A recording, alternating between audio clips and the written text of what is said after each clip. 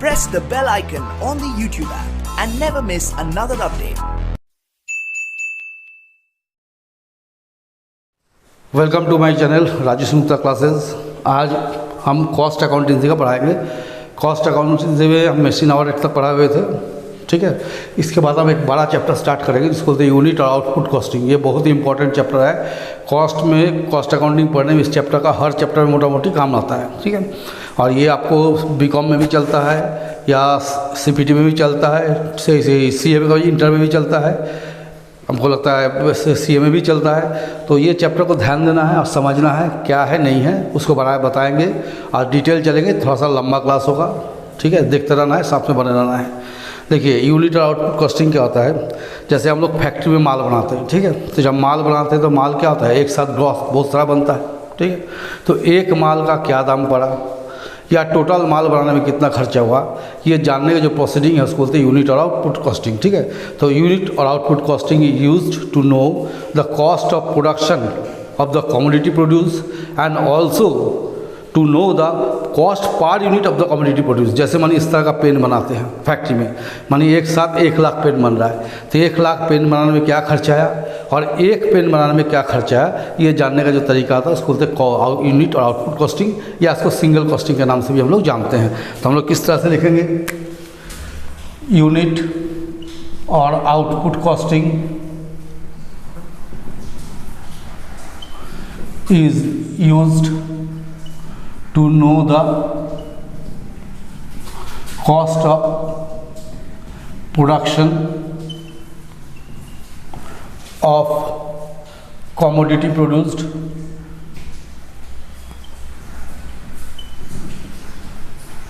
and also to know the cost per unit of commodity produced।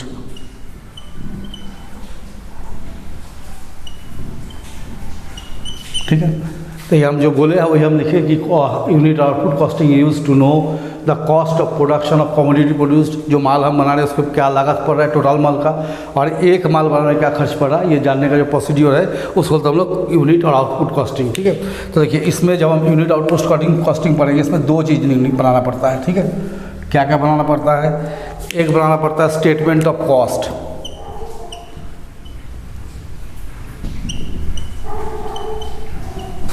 एक होता है cost sheet.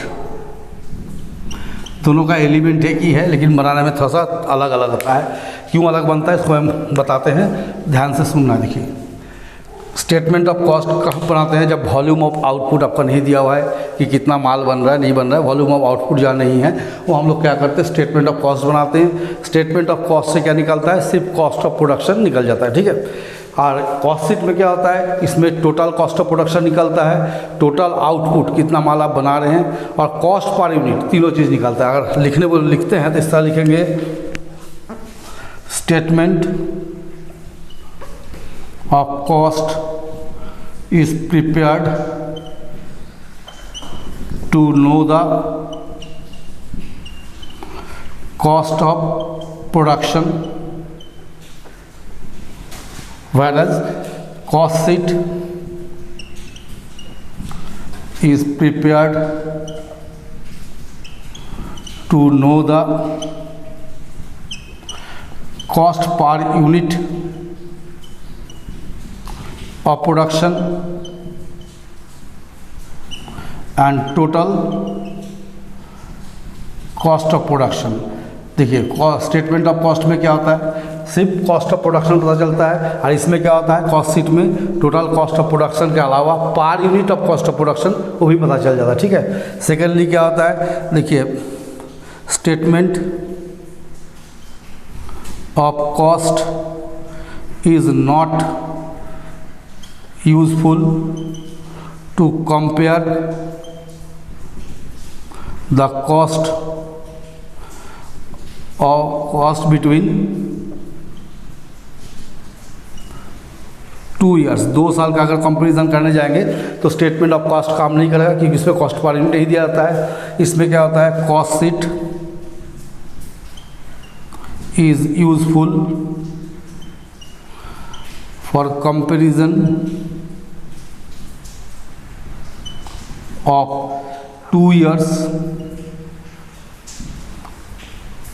Cost. ठीक है, ये 2 साल का कंपैरिजन में जो काम आता है, जबकि स्टेटमेंट ऑफ कॉस्ट काम नहीं आता। ठीक है, तो हम क्या समझा है कि स्टेटमेंट ऑफ कॉस्ट में हम लोग सिर्फ कॉस्ट ऑफ प्रोडक्शन क्या है वो जान सकते हैं, लेकिन पर यूनिट कॉस्ट क्या है वो हम नहीं जानेंगे।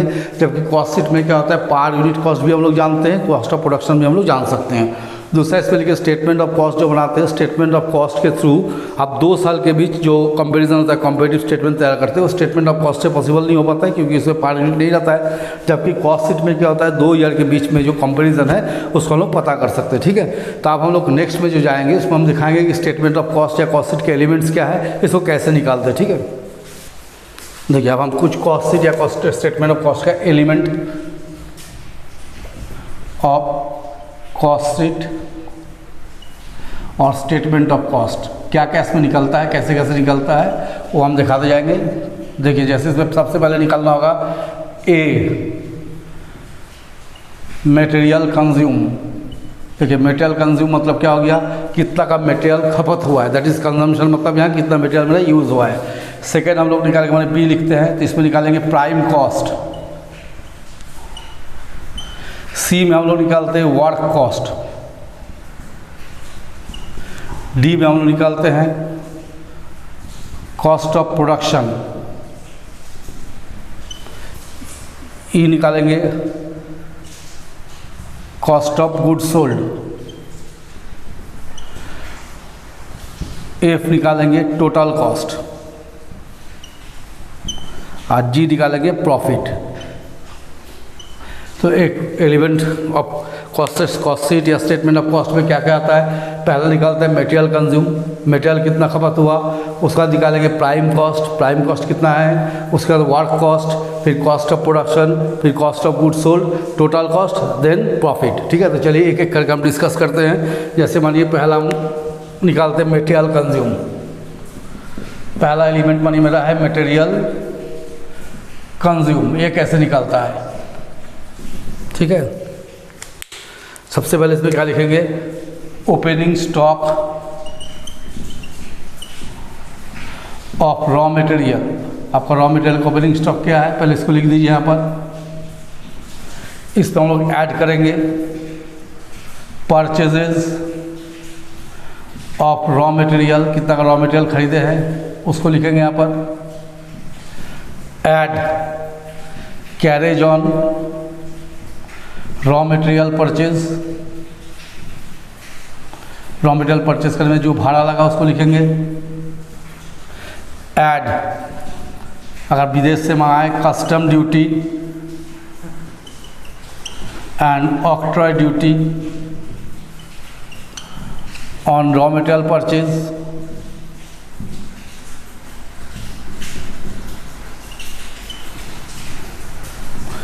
ऐड brokerage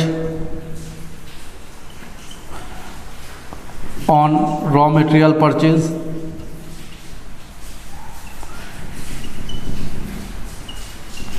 इसको लिखेंगे, इसका इसको टोटल कर देंगे, एक फिगर यहाँ आएगा, इसमें से लेस कर देंगे, less closing stock of raw material, कितना माल बचा हुआ है।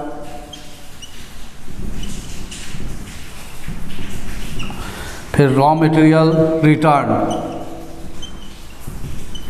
अगर ऐसा कोई रिटर्न वगैरह है तो उसको भी लेंगे। रॉ मटेरियल स्टोलन, अगर माल फैक्ट्री से माल चोरी हुआ तो उसको भी लेंगे। Raw material destroy,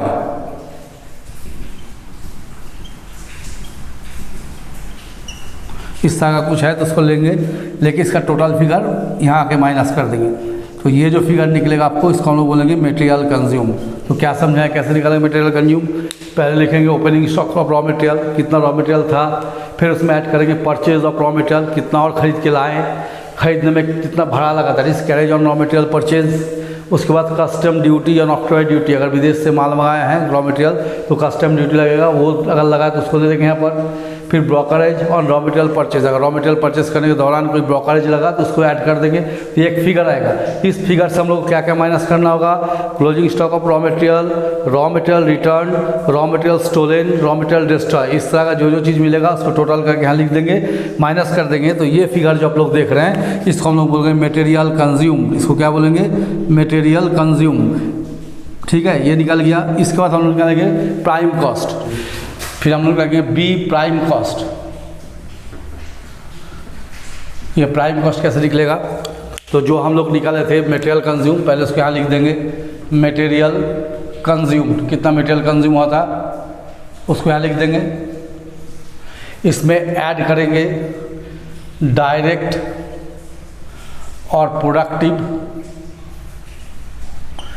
wages,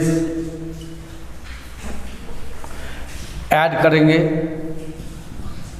direct और expenses,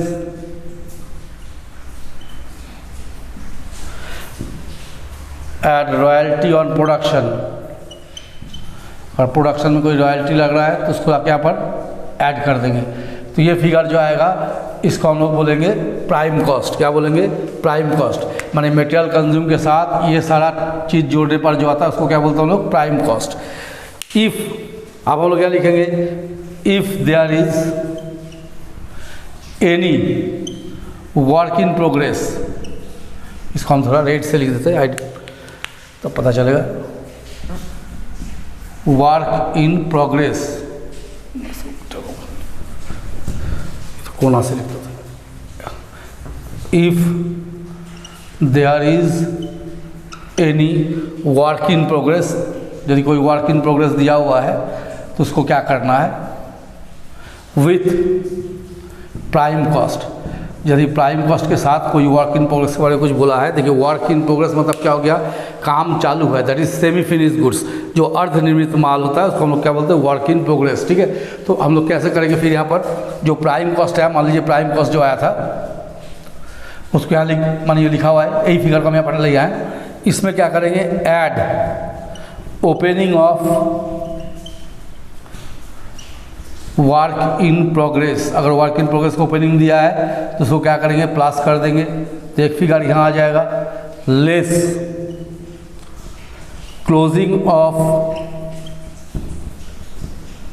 work in progress, work in progress का क्लोजिंग को क्या करेंगे, माइनस कर देंगे, तो यहाँ एक फिगर खड़ा हो जाएगा।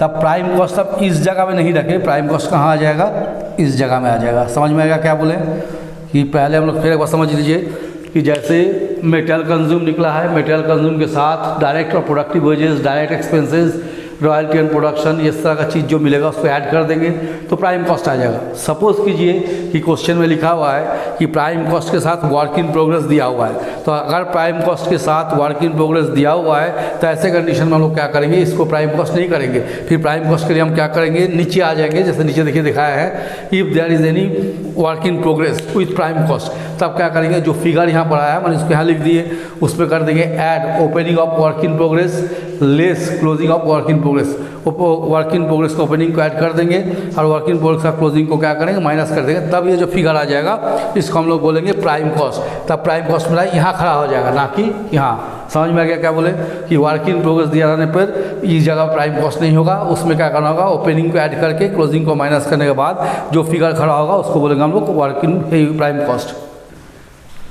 अब हम लोग निकालेंगे वर्क कॉस्ट। देखिए वर्क कॉस्ट क्या होता है, वर्क कॉस्ट मतलब फैक्ट्री का तक खर्चा कितना है, वर्क का मतलब फैक्ट्री कॉस्ट से होता है ना, इसको फैक्ट्री कॉस्ट से बोल सकते हैं। तो हम लोग पहले लिख देंगे प्राइम कॉस्ट, प्राइम कॉस्ट को यहाँ लिख देंगे, जो आया मेरा कैलकुलेट करके, इसमें ऐड करेंगे ऑल फैक्ट्री ओवरहेड्स, जितना भी फैक्ट्री ओवरहेड है सबको इसमें प्लस कर देंगे, तो एक फिगर यहाँ आ जाएगा। लेस करेंगे sale of scrap if any, अगर कोई सेल ऑफ स्क्रैप है तो उसको क्या करेंगे, माइनस कर देंगे, तो ये मेरा आ जाएगा वर्क कॉस्ट। ठीक है, इस जगह को हम लोग क्या लिखेंगे, work cost. But if there is any work in progress, फिर वही चीज़ आ गया विथ वर्क कॉस्ट। यदि वर्क कॉस्ट के साथ कोई आपको वर्क इन प्रोग्रेस दिया हुआ है तो उसका ट्रीटमेंट कैसे करेंगे। जैसे प्राइम कॉस्ट में बताएं कि प्राइम कॉस्ट यहाँ आ गया, वर्क इन प्रोग्रेस देने पर फिर इस तरह से हमको जोड़ना पड़ेगा। तो इसमें भी क्या है कि मानिए यहाँ वर्क कॉस्ट तो ही आ गया, लेकिन अगर फिर इसके साथ आपको ये दिया है कि वर्क इन प्रोग्रेस है तो क्या करना होगा, तब हमको लिखना होगा add opening of work in progress. Work in progress का ओपनिंग क्या करेंगे, इसके साथ ऐड कर देंगे। तो एक फिगर ये आ गया। फिर करेंगे less closing of work in progress. Work in progress का क्लोजिंग को क्या करेंगे, माइनस कर देंगे। तो एक फिगर यहाँ खड़ा हो जाएगा। तो इसको अब हम लोग क्या बोलेंगे, वर्क कॉस्ट। तब उसको वर्क कॉस्ट नहीं बोल के वर्क कॉस्ट कहाँ आ जाएगा, इस जगह में। समझ में आ गया क्या बोल रहे हैं, ध्यान से समझिए हम क्या बोल रहे हैं कि अगर वर्क इन प्रोग्रेस नहीं दिया हुआ है तो मेरा जैसे वर्क कॉस्ट यहाँ निकल गया हो गया, लेकिन अगर क्वेश्चन में वर्क इन प्रोग्रेस दिया हुआ है तो वर्क कॉस्ट फिर यहाँ नहीं निकलेगा। तब क्या करना होगा, इस वर्क कॉस्ट को जो निकला हुआ फिगर, यह जो फिगर है इसके साथ opening of work in progress को ऐड कर देंगे और closing of work in progress को लेस कर देंगे। तब जो फिगर आएगा उसको हम लोग तब क्या बोलेंगे, वर्क कॉस्ट। जैसे कि हम प्राइम कॉस्ट में बताए थे कि यहाँ आ गया प्राइम कॉस्ट, अगर वर्क इन प्रोग्रेस दिया हुआ है तो फिर यहाँ प्राइम कॉस्ट नहीं होगा, इसमें opening of work in progress को ऐड कर देंगे, closing of work in progress को माइनस कर देंगे, तब क्या आ जाएगा, प्राइम कॉस्ट। सिमिलरली जब वर्क कॉस्ट निकाल रहे तो प्राइम कॉस्ट के साथ क्या करेंगे, जितना भी फैक्ट्री का खर्चा है, सिर्फ फैक्ट्री का, दूसरा नहीं, जितना भी फैक्ट्री का खर्चा है सबको ऐड कर देंगे। अगर सेल ऑफ स्क्रैप, टूटा फूटा माल ऐसा कुछ अगर है उस तरह का, तो उसको क्या करेंगे, माइनस कर देंगे, ठीक है, तो वर्क कॉस्ट आ जाएगा। लेकिन अगर क्वेश्चन में वर्क इन प्रोग्रेस दिया हुआ है कि भाई वर्क इन प्रोग्रेस साथ में है, तो आपका वर्क कॉस्ट फिर यहाँ नहीं आएगा। आपको क्या करना होगा, opening of work in progress को उस फिगर में ऐड कर देना होगा जो फिगर में वर्क कॉस्ट बता रहे हैं, और उसमें से closing of work in progress को माइनस कर देना होगा।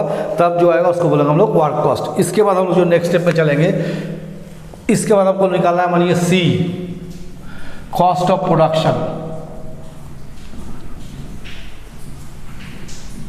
कॉस्ट ऑफ प्रोडक्शन हम कैसे निकालेंगे, पहले जो वर्क कॉस्ट आया है उसको लिख लेंगे। ये जो वर्क कॉस्ट आया है पहले इसको हम लोग यहाँ लिखेंगे आराम से कि कितना वर्क कॉस्ट आया है। ऐड करेंगे ऑल ऑफिस ओवरहेड, जितना भी ऑफिस का खर्चा है सबको क्या कर देंगे, इसमें ऐड कर देंगे। तो ये जो फिगर आपको खड़ा हो जाएगा इसको हम लोग बोलेंगे D, C, cost of production, है ना।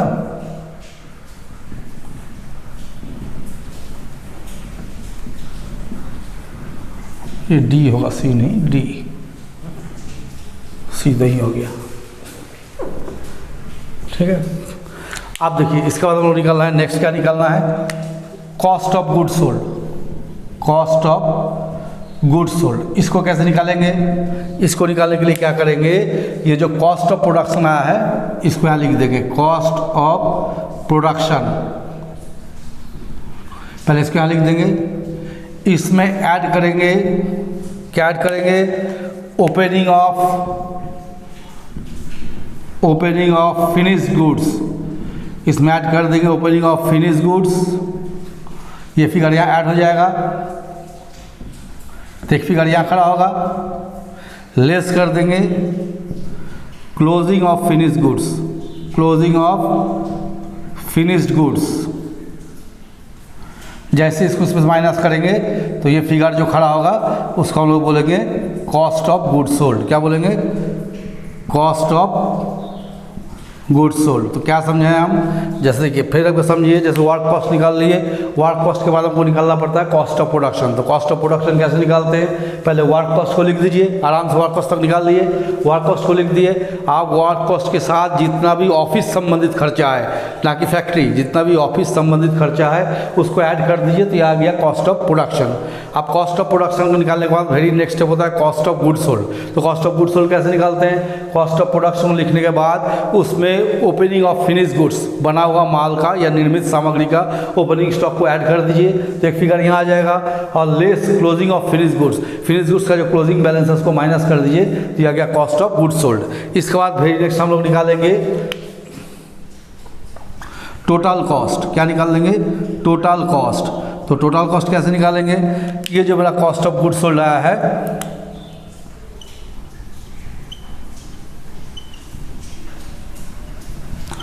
इसको यहाँ लिख देंगे। इसमें ऐड करेंगे ऑल सेलिंग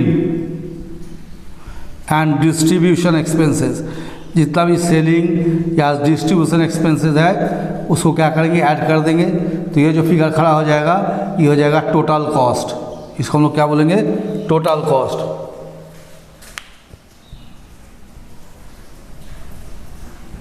ठीक है। और इसमें जब हम लोग क्या करेंगे, ऐड कर देंगे प्रॉफिट। अगर प्रॉफिट नोन है तो ऐड कर देंगे। तो यहाँ जो आ जाएगा ये हो जाएगा सेल्स। ठीक है। तो क्या क्या निकाले, पहले हम निकाले थे मटेरियल कंज्यूम, दूसरा निकलेगा प्राइम कॉस्ट, प्राइम कॉस्ट निकालने का तरीका बता दिए। तीसरा निकलेगा वर्क कॉस्ट, वर्क कॉस्ट निकाल दिए। चौथा निकलेगा आपको कॉस्ट ऑफ प्रोडक्शन, पांचवा कॉस्ट ऑफ गुड सोल्ड, है ना। ये जो कॉस्ट ऑफ गुड सोल्ड निकाले इसमें से फिर हम नहीं लिखे, ई हो गया, E cost of good sold हो गया, एफ ना कॉस्ट ऑफ प्रोडक्शन, हाँ एफ, और ये हो गया जी, सॉरी प्रॉफिट हो गया जी। ठीक है। मार्किंग में थोड़ा इधर उधर हो जा रहा है, याद नहीं आता है। तो देखिए कैसे समझाया, फिर एक बार समझाते हैं। ये तो प्राइम कॉस्ट निकाल ली, कैसे निकालेंगे, मटेरियल कंज्यूम के साथ आपको क्या करना है, डायरेक्ट वेजेस या प्रोडक्टिव वेजेस इस तरह कुछ दिया हुआ है तो उसको ऐड कर लीजिए। डायरेक्ट एक्सपेंसेस या प्रोडक्टिव एक्सपेंसेस दिया तो उसको भी ऐड कर लीजिए। रॉयल्टी एंड प्रोडक्शन अगर दिया तो उसको ऐड कर लीजिए। तो ये फिगर जो आ गया इसको बोलेंगे प्राइम कॉस्ट। ठीक है। अब प्राइम कॉस्ट में क्या समस्या है कि अगर मानी प्राइम कॉस्ट यहाँ आ गया और हम लोग निकाल भी लिए, कभी कभी क्या होता है क्वेश्चन में दिया जाता है कि work in progress with prime cost. तो ऐसे कंडीशन हम लोग क्या करना है, जो यहाँ तक हम लोग जोड़े हैं प्राइम कॉस्ट दिखा रहे हैं, इसमें क्या करेंगे, opening of work in progress को ऐड कर देंगे और closing of work in progress को लेस कर देंगे। तो ये जो मेरा फिगर आ जाएगा तभी हो गया प्राइम कॉस्ट। इसका हम बोले वर्क कॉस्ट निकालना। तो वर्क कॉस्ट निकालने के लिए क्या करेंगे, पहले प्राइम कॉस्ट उठा के लिख देंगे कि भाई प्राइम कॉस्ट कितना था, उसमें जितना भी फैक्ट्री का एक्सपेंस है, जितना भी फैक्ट्री ओवरहेड्स है, सबको क्या करेंगे, प्लस कर देंगे। ये एक फिगर आ जाएगा। इसमें लेस कर देंगे सेल ऑफ स्क्रैप, माने टूटा फूटा हुआ माल अगर कुछ है कंपनी के पास या बचा हुआ जिसको बेचा है तो उसको माइनस कर देंगे। तो यह आ जाएगा वर्क कॉस्ट। अब वर्क कॉस्ट आने के बाद यहाँ भी एक झमेला है कि इनकेस अगर इस क्वेश्चन में दिया हुआ है कि वर्क कॉस्ट के साथ आपका कोई वर्क इन प्रोग्रेस दिया हुआ है, तो वर्क इन प्रोग्रेस को क्या करना है, opening of work in progress को ऐड कर देना है इस फिगर के साथ जहाँ वर्क कॉस्ट लिख रहे हैं उसमें ऐड कर दीजिए और closing of work in progress को क्या किए, माइनस कर दीजिए। तो आ गया वर्क कॉस्ट। वर्क कॉस्ट के बाद हम निकालते हैं कॉस्ट ऑफ प्रोडक्शन। तो कॉस्ट ऑफ प्रोडक्शन कैसे निकालेंगे, पहले ये जो वर्क कॉस्ट है इसको यहाँ पर आराम से लिख दीजिए। उसमें क्या कीजिए, जितना भी ऑफिस का खर्चा है, ऑफिस संबंधी खर्चा है, उस ऑफिस ओवरहेड का ऐड कर दीजिए। तो आ गया cost of production. Cost of production के बाद हमको निकालना पड़ता है कॉस्ट ऑफ सेल या कॉस्ट ऑफ गुड्स सोल्ड। कैसे निकालेंगे, पहले कॉस्ट ऑफ प्रोडक्शन को यहाँ लिख दीजिए। इसमें क्या कीजिए, ओपनिंग ऑफ फिनिश गुड्स, जो माल बन के तैयार है उसको ओपनिंग स्टॉक को क्या किया, ऐड कर लीजिए। और जो माल बन के तैयार है या क्लोजिंग ऑफ फिनिश गुड्स को क्या कीजिए, माइनस कर दिए। तो आ गया कॉस्ट ऑफ गुड्स सोल्ड। इसके बाद हम लोग निकालेंगे टोटल कॉस्ट। देखिए टोटल कॉस्ट कैसे निकालेंगे, पहले कॉस्ट ऑफ गुड्स को यहाँ लिख देंगे कितना का कॉस्ट ऑफ गुड्स सोल्ड निकला है। इसमें जितना भी सेलिंग एंड डिस्ट्रीब्यूशन ओवरहेड है सबको क्या करेंगे, प्लस कर देंगे। तो आ गया टोटल कॉस्ट। अगर प्रॉफिट दिया हुआ है तो प्रॉफिट को प्लस कर दीजिए, सेल आ जाएगा।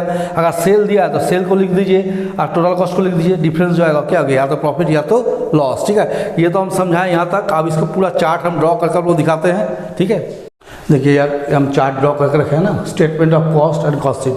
एकदम क्लियर कॉन्सेप्ट रखिए, कंफ्यूज मत होइएगा। हम इसमें दोनों चीज़ को लिखे, statement of cost and cost sheet, दोनों एक ही प्रोफॉर्म में बनता है, कोई चेंज नहीं। अंतर क्या होता है कि कॉस्ट शीट में हमको कॉस्ट पर यूनिट निकालना पड़ता है, स्टेटमेंट ऑफ कॉस्ट में ये लाइन जो देख रहे हैं आप लोग, ये जो लाइन है इसको नहीं करना है। क्या बोले, ये जो थर्ड रो हम बनाए हुए हैं, थर्ड लाइन को आपको नहीं बनाना है। कब, जब आप स्टेटमेंट ऑफ कॉस्ट बना रहे हैं। लेकिन आप कॉस्ट शीट अगर बना रहे हैं तो अमाउंट कॉस्ट पर यूनिट, यानी कॉस्ट शीट में आपको कॉस्ट ऑफ प्रोडक्शन निकालने के साथ साथ ईच एंड एवरी आइटम का पर यूनिट कॉस्ट निकालना पड़ता है और per unit cost of production, जितना टोटल कॉस्ट ऑफ प्रोडक्शन की है उसका पर यूनिट कॉस्ट क्या है, माने एक माल का दाम क्या निकला वो निकालना पड़ेगा और हर एक आइटम का पर यूनिट निकालना पड़ेगा।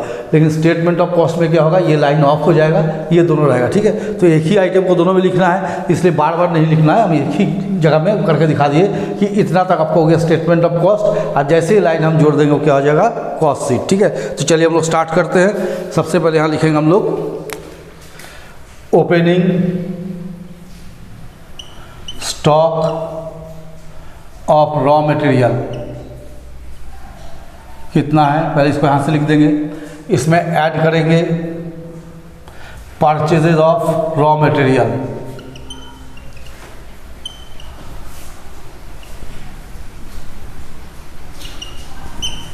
Plus carriage on raw material purchase plus brokerage on raw material purchases, ठीक है, plus custom duty on raw material purchases plus other charges on raw material purchase. ये लिख देंगे, एक फिगर यहाँ आ जाएगा, इस फिगर को टोटल करके बनिए यहाँ लिख देंगे। इसमें क्या करेंगे हम लोग, लेस करेंगे, less closing stock of raw material. Raw material का क्लोजिंग स्टॉक क्या है, पहले यहाँ लिख देंगे। रॉ मटेरियल रिटर्न, अगर रॉ मटेरियल खरीदे हैं और उसको रिटर्न किए हैं तो यहाँ लिख देंगे return. Sale of raw material, raw material को सेल दिखा देंगे, ठीक है। वेस्टेज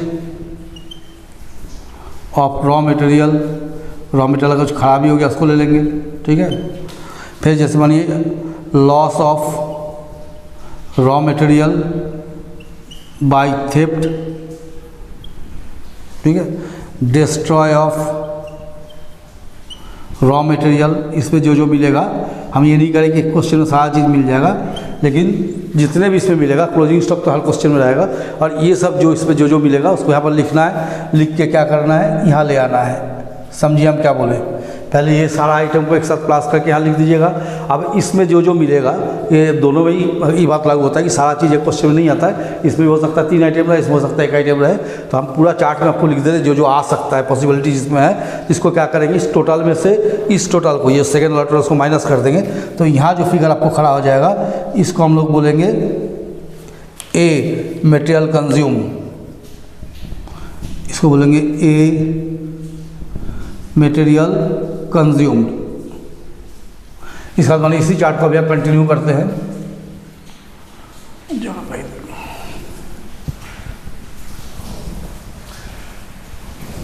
अब हम लोग क्या करेंगे, इसी चार्ट को कंटिन्यू करेंगे, जब यहाँ करेंगे ऐड डायरेक्ट और productive wages,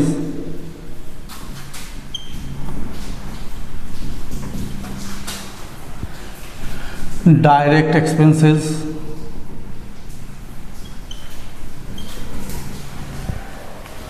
royalty on production, इसमें जो जो मिलेगा इसका टोटल करेंगे, करके यहाँ लिख देंगे। अब इस फिगर के साथ इस फिगर को ऐड करेंगे, ये जो फिगर आया है इस फिगर के साथ ऐड कर देंगे तो यहाँ आ जाएगा प्राइम कॉस्ट, इसको लिखेंगे बी प्राइम कॉस्ट। अभी थोड़ा देर पहले जब आप समझा रहे थे तो आप लोग को हम बता रहे थे कि कभी कभी क्वेश्चन में वर्क इन प्रोग्रेस दिया रहेगा, है ना, तो if there is work in progress, if there is any work in progress, कोई वर्क इन प्रोग्रेस अगर है तो ऐड करेंगे opening of work in progress, क्या कट करेंगे, opening of work in progress, इसको ऐड कर देंगे इसमें, इस जगह में, तो एक फिगर यहाँ आएगा। लेस कर देंगे closing of work in progress, इस क्लोजिंग को माइनस कर देंगे तो एक फिगर यहाँ बच जाएगा। ये जो फिगर बनेगा आपका अभी, ये जो फिगर हम यहाँ निकाल रहे हैं, इस फिगर को हम लोग लिखेंगे बी प्राइम कॉस्ट। क्या लिखेंगे, बी प्राइम कॉस्ट। करने का मतलब समझिए हम क्या बोल रहे हैं कि यदि वर्क इन प्रोग्रेस नहीं दिया है, बार बार हमें ये सब समझा रहे हैं कि अगर वर्क इन प्रोग्रेस नहीं दिया हुआ है तो मेरा प्राइम कॉस्ट यहीं आ जाएगा, लेकिन अगर वर्क इन प्रोग्रेस दिया हुआ है तब क्या करना होगा, इस जगह में प्राइम कॉस्ट नहीं करके इस फिगर के साथ, ये जो फिगर आपको यहाँ दिख रहा है, इस फिगर के साथ opening of work in progress को ऐड कर देंगे और closing of work in progress को लेस कर देंगे, तो ये जो बच जाएगा ये हो जाएगा मेरा प्राइम कॉस्ट। ठीक है, इसके बाद इसमें हम लोग क्या करते हैं, ऐड जितना भी फैक्ट्री ओवरहेड्स है, जितना भी फैक्ट्री ओवरहेड होगा उसको हम लोग प्लस करेंगे किसके साथ, प्राइम कॉस्ट का। तो क्या क्या फैक्ट्री ओवरहेड होगा, चलिए देखते हैं क्या क्या आता है फैक्ट्री ओवरहेड में। ठीक है, तो इसमें क्या क्या है देखिए, जैसे इनडायरेक्ट वेजेस आएगा तो उसको लिख देंगे यहाँ पर, इनडायरेक्ट मटेरियल रहेगा उसको लिखेंगे,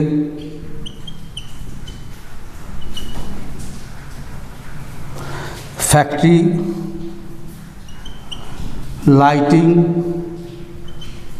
and heating, factory cleaning, motive power,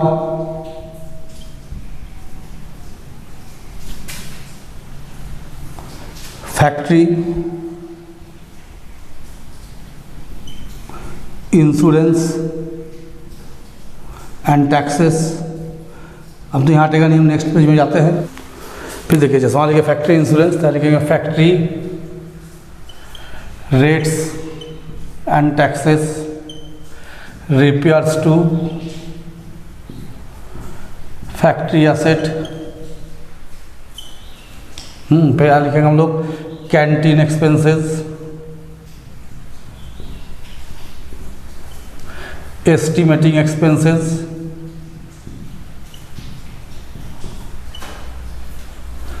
coal gas and water haulage, work salary,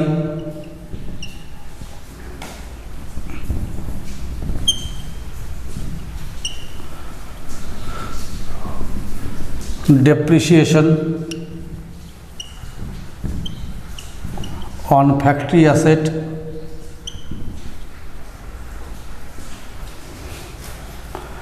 factory guard salary,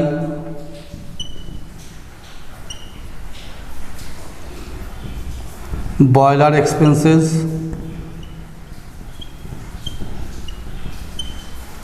maintenance to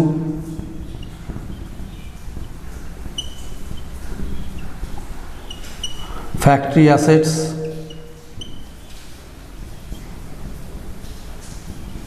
factory manager salary, design expenses,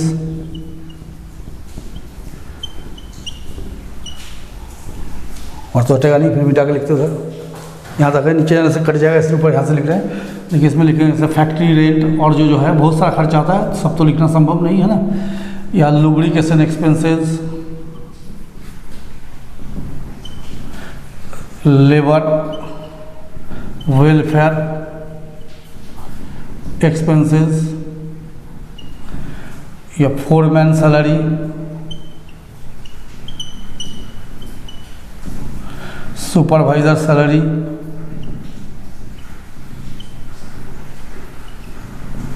ठीक है। फिर attendant salary, technical director salary,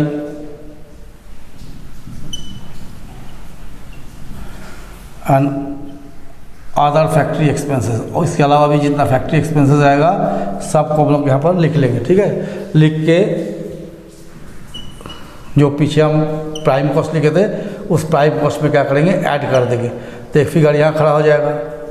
तो इस पर हम लोग क्या रखेंगे, less sale of scrap if any, अगर कोई स्क्रैप दिया हुआ है लेस, उसको लेस कर देंगे तो एक फिगर यहाँ आ जाएगा, तो उसको हम लोग यहाँ लिखेंगे। इसमें करेंगे add opening of work in progress, इसको यहाँ पर ऐड कर देंगे इस फिगर में, तो एक फिगर यहाँ आ जाएगा। इस फिगर से लेस कर देंगे closing of work in progress, इसको क्या करेंगे, माइनस कर देंगे। तो यहाँ मेरा जो आ जाएगा फिगर, उसको हम लोग बोलेंगे सी वर्क कॉस्ट। क्या बोलेंगे इसको हम लोग, वर्क कॉस्ट या बहुत जगह को लिखा रहेगा फैक्ट्री कॉस्ट। तो क्या बोले, प्राइम कॉस्ट के साथ देखिए तो बोर्ड बार बार हमको चेंज करना पड़ा, मिटाना पड़ रहा है, तो आप लोग को स्क्रीनशॉट ले लेना है या उसको लिख नोट कर लेना है पलट पलट कर देख के। तो जितना भी फैक्ट्री एक्सपेंसेस लिखे हैं उस फैक्ट्री एक्सपेंसेस को क्या करेंगे, जो प्राइम कॉस्ट आया हुआ था, जो बी में हम प्राइम कॉस्ट निकाले थे, उस प्राइम कॉस्ट में सारा फैक्ट्री एक्सपेंसेस को जोड़ दीजिए तो एक फिगर ये खड़ा हो जाएगा ना। अगर sale of scrap if any दिया हुआ है, हम यहाँ लिखे इफ़ एनी, अगर कोई सेल ऑफ स्क्रैप दिया हुआ है तो उसको माइनस कर दीजिए। उसमें क्या कीजिए, opening of work in progress if any, इसमें भी इफ़ एनी है, अगर है तब, नहीं तो कोई बात नहीं है ना।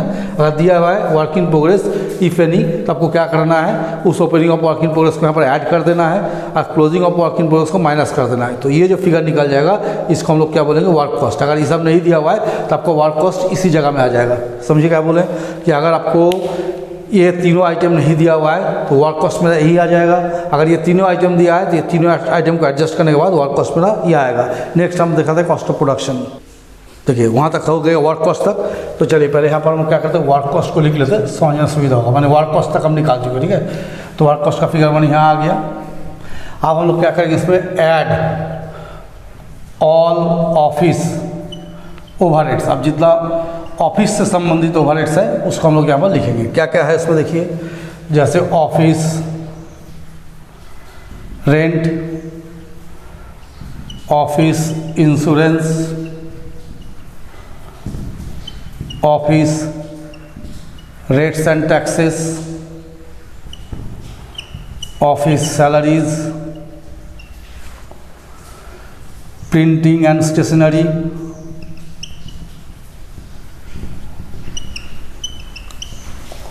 postage and telegram,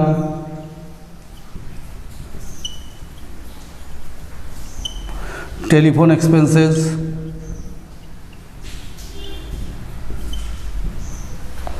legal expenses, establishment expenses,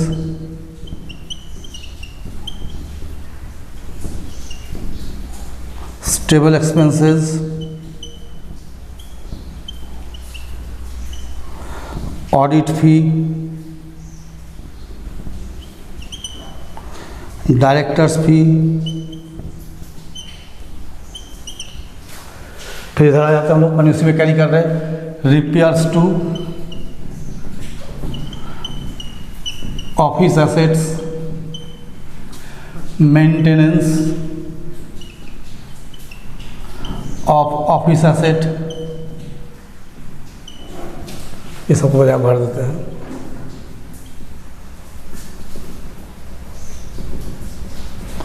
ठीक है, फिर मैंने लिखते हैं depreciation on office asset, bank interest, interest on loan,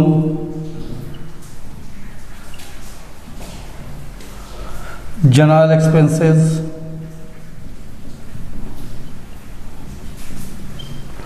sundry expenses,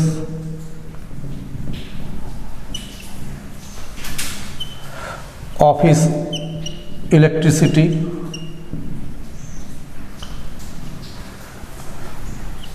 office cleaning,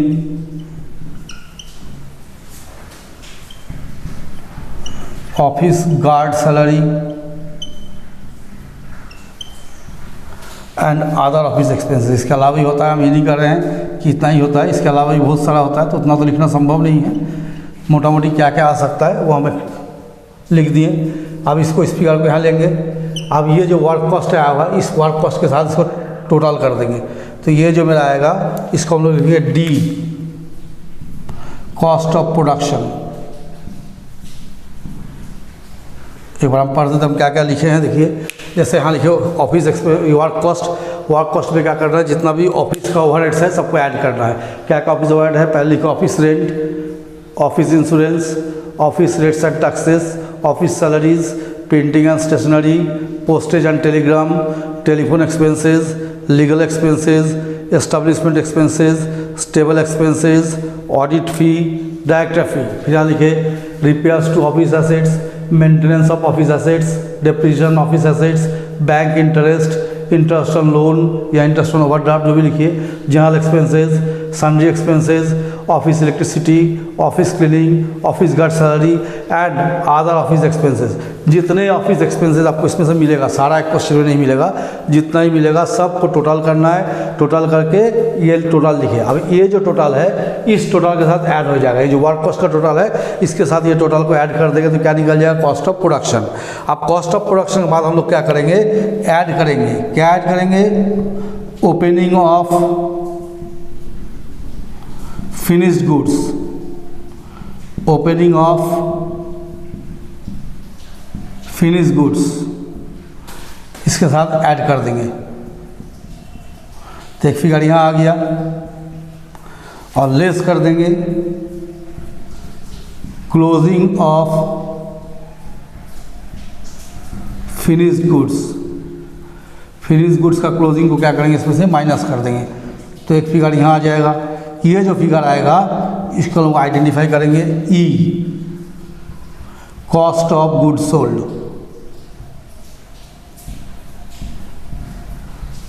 ठीक है, क्या बताएं कि ऑफिस का खर्चा ऐड करने के बाद आएगा cost of production. Cost of production के साथ opening of finish goods add कर देंगे और क्लोजिंग ऑफ फिनिश गुड्स को जैसे हम माइनस कर देंगे तो आ जाएगा कॉस्ट ऑफ गुड्स सोल्ड। इसके बाद हम निकालेंगे टोटल कॉस्ट। देखिए वो हम कॉस्ट ऑफ गुड्स सोल्ड तक निकाले थे, तो मानिए इसको हम लोग यहाँ लिख देते पहले कॉस्ट ऑफ गुड्स सोल्ड जो निकाले थे। ठीक है, मानिए ये फिगर ये है। ठीक, इसमें हम लोग क्या ऐड करेंगे, add all selling and distribution overheads. क्या क्या ऐड करेंगे इसमें। ठीक है, तो देखिए सबसे पहले इसमें क्या लिखेंगे हम लोग, जैसे मान लीजिए कोई सेलिंग एक्सपेंसेस है, सेलिंग एक्सपेंसेस लिख दिए। एडवर्टाइजमेंट ये भी लिख देंगे। इसके बाद मानिए लिखिए पैकिंग एक्सपेंसेस, इसको लिखेंगे। कैरेज आउटवर्ड इसको लिखेंगे। फिर लिखेंगे आपको rent of ware house,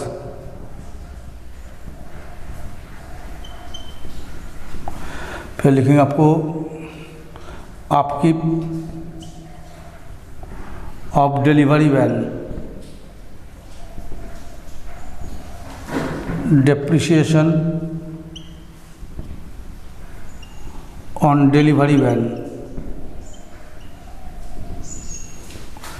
travelling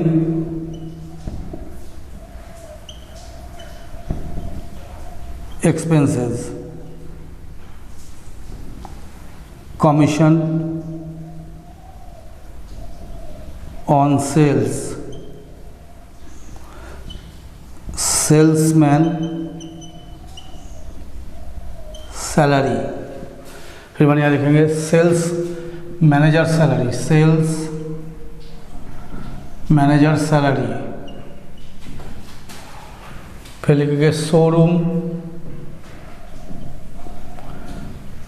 rent and taxes, showroom electricity, showroom staff salary,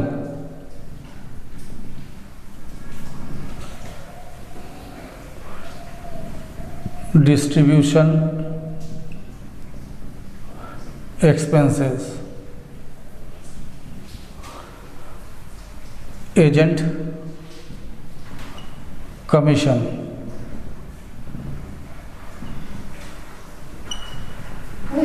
other selling expenses. ये सारा लिखेंगे। लिख के क्या करेंगे हम लोग, ये जो फिगर है इस फिगर में आके ऐड कर देंगे तो ये एक नया फिगर बनेगा।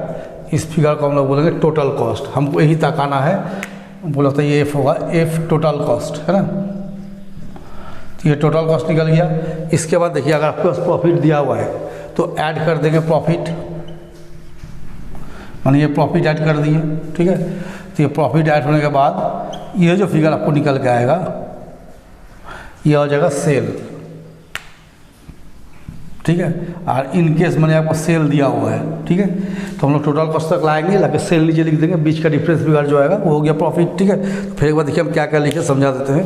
देखिए जैसे कॉस्ट ऑफ गुड्स सोल्ड आया है, इस पर हमको क्या करना है, जितना भी सेलिंग एंड डिस्ट्रीब्यूशन एक्सपेंसेस आपको ऐड करना है। क्या क्या लिखे हम, देखिए जैसे selling expenses, advertisement, packing expenses, carriage outward, rent of warehouse, upkeep of delivery van, depreciation on delivery van, travelling expenses, commission on sale, salesman salary, ठीक है। फिर जैसे यहाँ लिखे sales manager salary, showroom tax, rent and taxes, showroom electricity, showroom staff salary, distribution expenses, agent commission, other selling expenses. जितना भी selling सारा तो नहीं मिलेगा, फिर बोल रहे सारा एक ही जगह पे नहीं मिलता है, एक क्वेश्चन में इतना आइटम नहीं रहता है। इसमें से जो जो आइटम मिलेगा आपको आइटम को आइडेंटिफाई करना है कि कौन सा सेलिंग डिपार्टमेंट से है, कौन सा ऑफिस से रिलेटेड है, कौन सा फैक्ट्री से रिलेटेड है। अगर आइटम आइडेंटिफाई नहीं कर पाइएगा तो बैठा नहीं पाइएगा, कौन कहाँ जाएगा। तो हम जो यहाँ सारा आइटम आप लोगों को लिखे हैं, तो एक एक देखिए, एक एक स्टेप करके लिखिए। जैसे पहले हम लिखे प्राइम कॉस्ट, ठीक है, प्राइम कॉस्ट के बाद फैक्ट्री का लिखे तो सारा उसमें फैक्ट्री का खर्चा दिखाए, फिर ऑफिस दिखाए तो सारा ऑफिस का खर्चा दिखाए, और अभी जो सेलिंग डिस्ट्रीब्यूशन दिखाए इसमें total selling and distribution department का खर्चा दिखाए। उसको क्या करें, यहाँ लिख के उस जो कॉस्ट ऑफ गुड्स सोल्ड निकाले थे उसको प्लस के साथ इसका प्लस कर दिए। प्लस का क्या क्या निकाले, टोटल कॉस्ट। आप टोटल कॉस्ट और अगर सेल दिया हुआ है तो डिफरेंस फिगर क्या हो जाएगा, प्रॉफिट हो जाएगा। अगर टोटल कॉस्ट दिया है और प्रॉफिट दिया है तो दोनों को ऐड करके क्या निकाल लेंगे, सेल निकाल लेंगे। इसका हम कुछ परसेंटेज बताएंगे कैसे निकलेगा। देखिए यहाँ कुछ परसेंटेजेस निकालेगा मैं ना, क्या क्या परसेंटेज निकाला देता है। देखिए हो सकता है ऐसा दे दे percentage of factory overheads on total cost. तो क्या करेंगे हम लोग, लिखेंगे फैक्ट्री ओवरहेड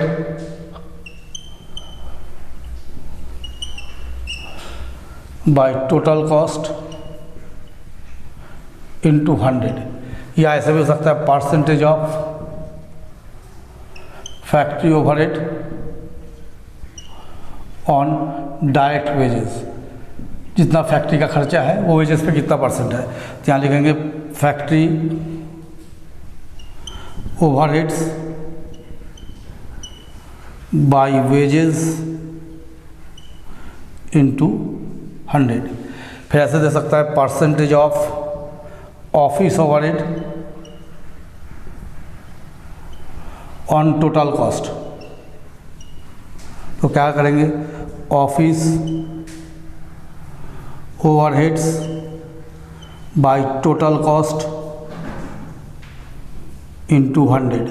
कभी कभी ऐसा भी हो सकता है, दे सकता है percentage of office overhead on total cost. तो ऐसे कंडीशन में क्या करेंगे, sorry work cost on work cost. कभी कभी वर्क कॉस्ट में भी दे सकता है, तो लिखेंगे office overhead by work cost into 100। फिर दे सकता है आपको percentage of selling and distribution expenses on total cost. Total cost पे कैसे निकालना होगा, तो लिखेंगे selling and distribution expenses by total cost into 100।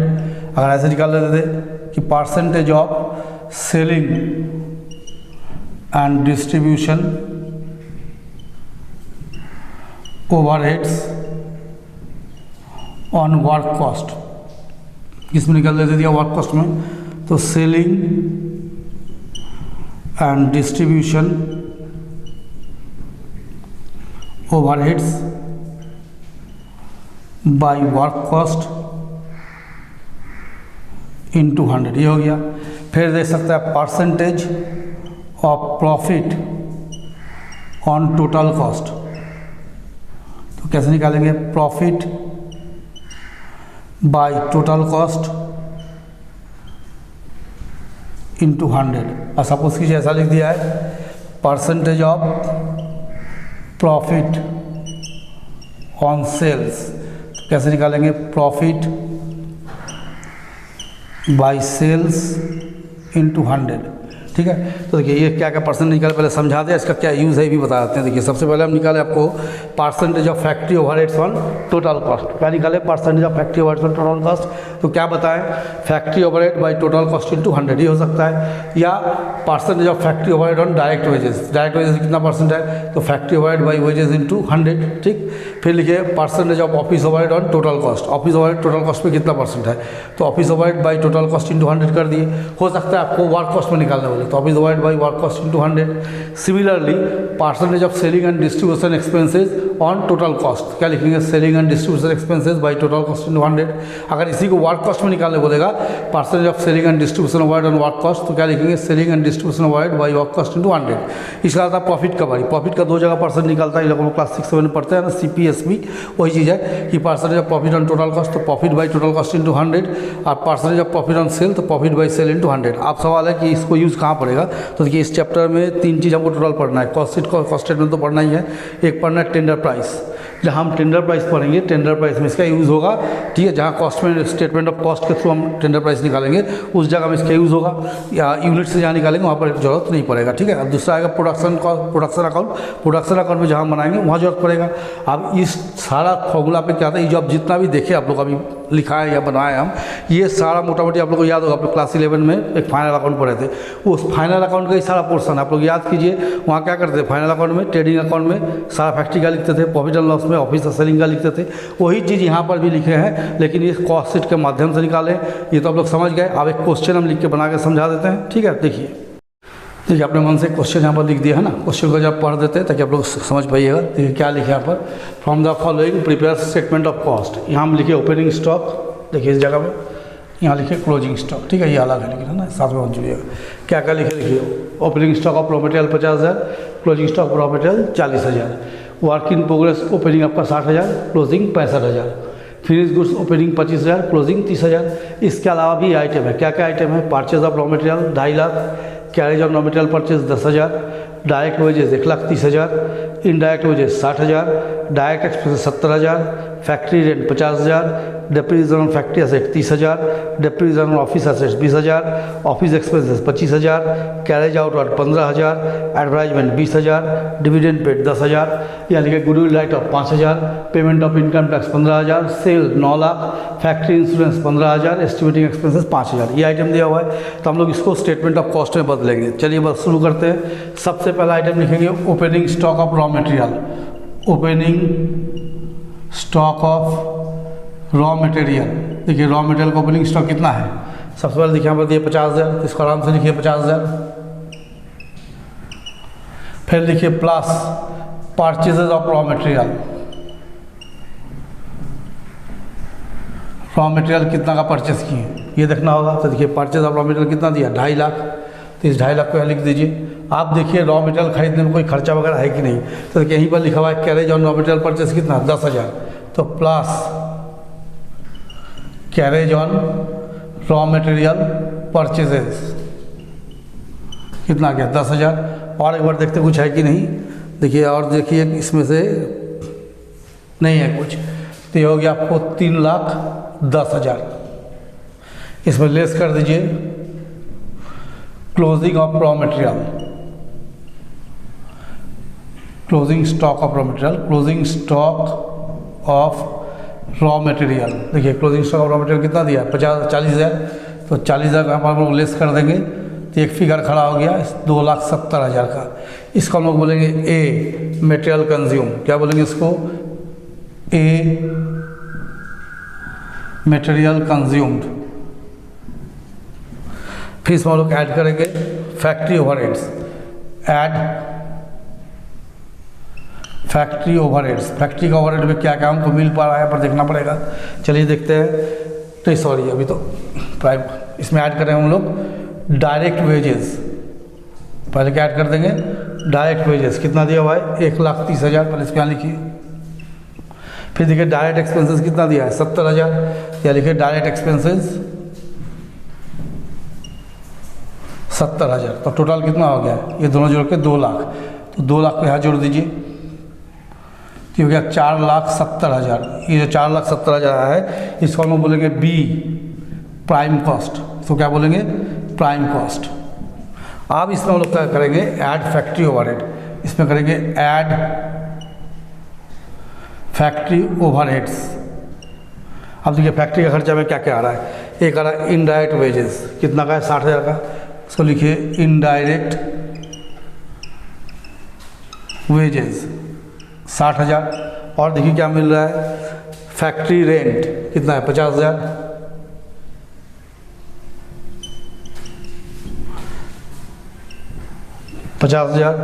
फिर डेप्रिसिएशन ऑन फैक्ट्री एसेट, इसको लिखिए डेप्रिसिएशन ऑन फैक्ट्री एसेट्स कितना आ रहा है, 30,000। इसको भी लिख देते हैं यहाँ पर। इसके बाद देखिए ऑफिस में carriage outward, advertisement, dividend paid नहीं जाएगा। यहाँ देखिए फैक्ट्री इंश्योरेंस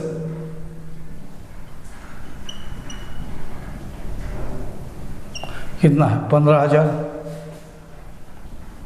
फिर देखिए एस्टिमेटिंग एक्सपेंसेस, उसी का जस्ट नीचे दिया हुआ है कितना, 5,000। तो ये हमको टोटल आ गया।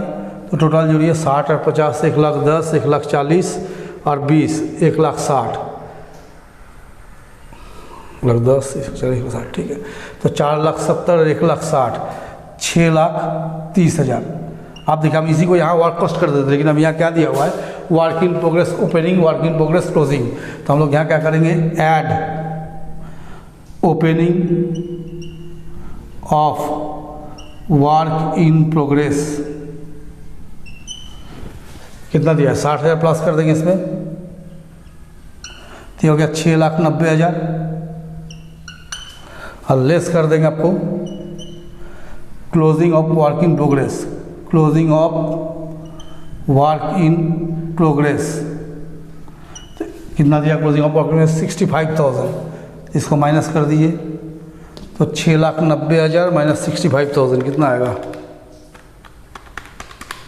तो आपका आ जाएगा 6,25,000 है ना। तो इसको हम लोग लिखेंगे सी वर्क कॉस्ट, यहाँ करेंगे सी वर्क कॉस्ट, ठीक है। इसके बाद हम लोग क्या करेंगे, यहाँ पर हम लोग ऐड करेंगे ऑफिस ओवरहेड। तो अब तो यहाँ जगह लगता नहीं होगा, देखते हैं ऐड ऑफिस ओवरहेड्स। देखिए ऑफिस में क्या क्या आ रहा है, ऑफिस में आ रहा है आपका, यहाँ से तो कुछ नहीं है, डेप्रिसिएशन ऑन ऑफिस एसेट। तो डेप्रिसिएशन ऑन ऑफिस एसेट एक ये मिला, ये कितने के है, 20,000 का। तो इसका लिख दीजिए 20,000। और क्या है, ऑफिस एक्सपेंसेस 25,000।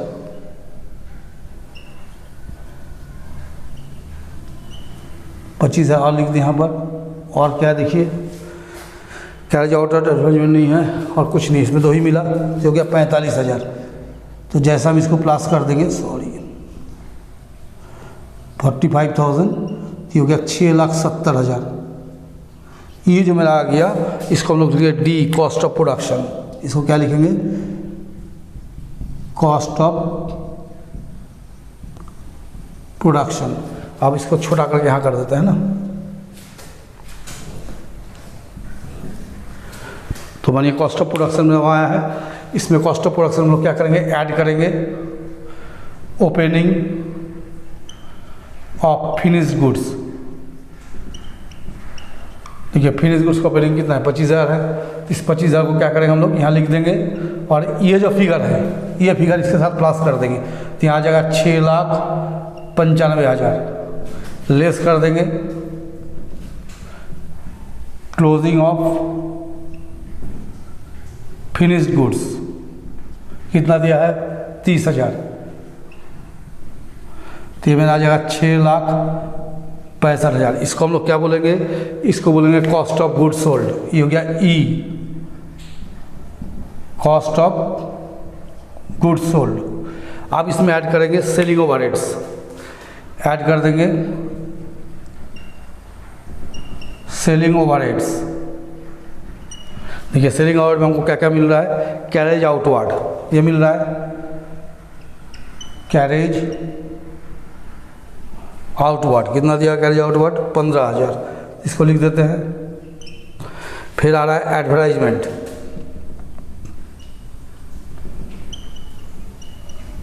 कितना है 20,000।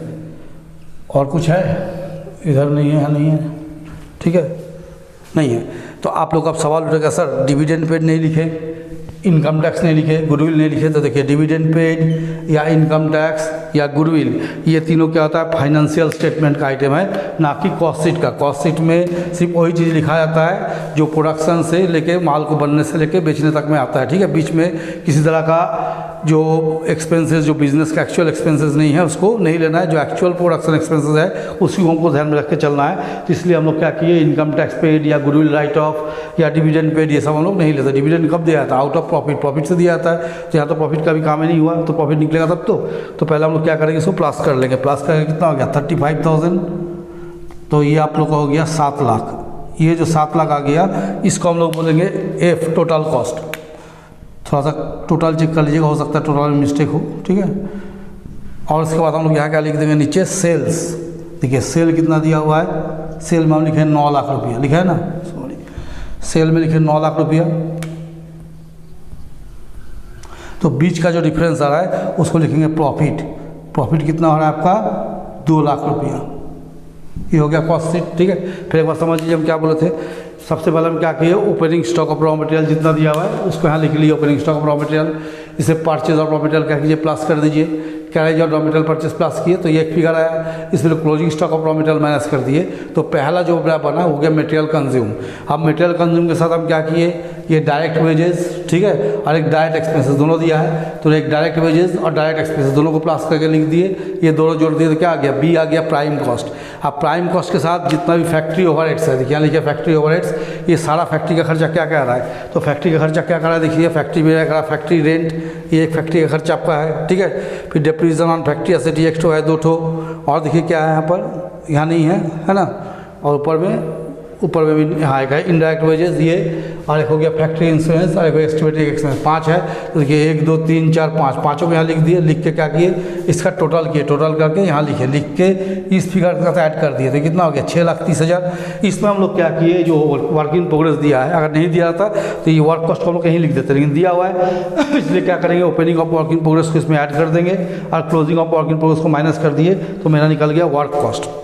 जैसे वर्क कॉस्ट निकल गया, अब वर्क कॉस्ट के साथ हम लोग क्या करेंगे, ऑफिस का खर्चा को जोड़ेंगे। तो ऑफिस खर्चा में क्या है, देखिए डेप्रिसिएशन ऑफिस एसेट और ऑफिस एक्सपेंसेस, 2 चीज़ मिला। तो ये दोनों चीज़ को लिख के यहाँ पर टोटल करके 45,000 क्या किए, 6,25,000 में 45 प्लस कर दिए, 6,70,000। तो ये आ गया मेरा कॉस्ट ऑफ प्रोडक्शन। फिर कॉस्ट ऑफ प्रोडक्शन के साथ क्या किए, ओपनिंग ऑफ फिनिश गुड्स कितना दिया हुआ है 25,000 और क्लोजिंग ऑफ फिनिश गुड्स कितना 30,000। तो ओपनिंग ऑफ फिनिश गुड्स कितना ऐड कर दिए, 25,000 ऐड कर दिए, और closing of finish goods 30,000 minus कर दिए, किसमें, कॉस्ट ऑफ प्रोडक्शन में। तो मैं निकल गया कॉस्ट ऑफ गुड्स सोल्ड। और जैसे कॉस्ट ऑफ गुड्स सोल्ड निकल गया, इस पर हम क्या करना है, सेलिंग ओवरहेड जोड़ देना है, ठीक है। तो सेलिंग ओवरहेड में 2 ही था, देखिए ये था 20,000 का, मैंने आपको कैरेज आउट हुआ, डायरेक्ट था एडवर्टाइजमेंट 10,000, तो 30,000 आया था, ये 15,000 था, 15,000 था, ये तो ऊपर वाला 15,000 था और 20,000 था। तो 35,000 तो जोड़ के कितना हो गया 7 लाख।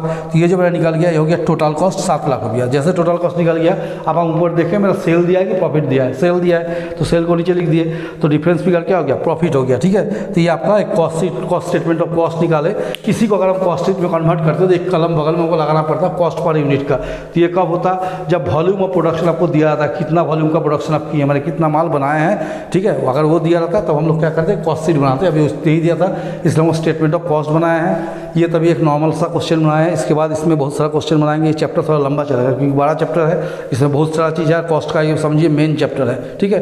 जब तक इस चैप्टर को पूरा नहीं पढ़िएगा तो अदर्स चैप्टर में भी ये इफेक्ट करता है। जैसे प्रोसेस कॉस्टिंग भी पढ़ाएंगे या कॉन्ट्रैक्ट कॉस्टिंग भी पढ़ाएंगे या रिकॉन्सिलिएशन भी पढ़ाएंगे, तो उस जगह में आपको इसका जरूरत पड़ेगा और हर समय जरूरत पड़ेगा। इसलिए यूनिट और आउटपुट कॉस्टिंग को बहुत ध्यान से समझना है। और देखिए आप लोग बच्चे लोग क्या करते हैं, वीडियो देखते थे स्किप करके देखते हैं, तो पढ़ाई में कभी स्किप नहीं होता है। पढ़ाई स्किप किए तो जीवन से आप स्किप कर गए। पढ़ाई करना है तो सीरियसली करना है, स्किपिंग नहीं करना है, ठीक है। जब स्किप करके देख लिए, अच्छा ये सर का ये चीज़ अच्छा लगा, हटा दो, आगे देखते हैं, तो फिर वो आपको क्या होता है, एक दूसरे से रिलेटेड होता है ना। तो अगर आप स्किप करते चले जाइएगा तो आपको छूटते चला जाएगा, फिर उसको पढ़ाई में ना आप समझ पाइए ना आपको मज़ा आएगा, लास्ट में बोरिंग लग रहेगा। इसलिए जिसको भी पढ़ना है, जो भी मेरे हमको फॉलो करते देखते हैं, तो हम आप लोग से यही रिक्वेस्ट करेंगे कि मेरा हम जो जितना ही पढ़ाते हैं ध्यान से पढ़ाते हैं, उसमें कोई तरह का आपको कमी नहीं करते। तो आप लोग भी देखने में कमी मत कीजिए, कि आप पढ़ने में कमी मत कीजिए। यूट्यूब चलाइए, यूट्यूब में गाना नाच तो बहुत कुछ चलता है, वो सब देखते रहिए, कोई आपत्ति नहीं है। लेकिन जब आप कोई एजुकेशनल चैनल खोलते हैं, सिर्फ मेरा ही नहीं खोलते हैं, जिसका भी खोलते हैं, उनका वीडियो को पूरा देखिए ताकि पढ़ाई को समझ सकिए और आगे बढ़िए। पढ़ाई के बिना सब कुछ अधूरा है, ज्ञान शिक्षा के बिना जीवन अधूरा होता है। इसलिए ज्ञान शिक्षा पे ध्यान दीजिए, बाकी चीज़ अपने आप आते जाएगा। ठीक है, तो चलिए आज हम लोग क्लास को यही ख़त्म करते हैं। इसी जगह में नेक्स्ट क्लास में जब कॉस्ट पढ़ाएंगे तो इसका आगे टॉपिक में बढ़ेंगे। तब तक के लिए आप लोग इसको देखते रहिए, मेरे चैनल के साथ बने रहिए, मेरे चैनल को ज़्यादा से ज़्यादा फैलाइए और चैनल की तरह मेरा चैनल भी ग्रो करे। आप लोग से ही उम्मीद करेंगे। सब्सक्राइब कीजिए, लाइक कीजिए, शेयर कीजिए, कमेंट कीजिए।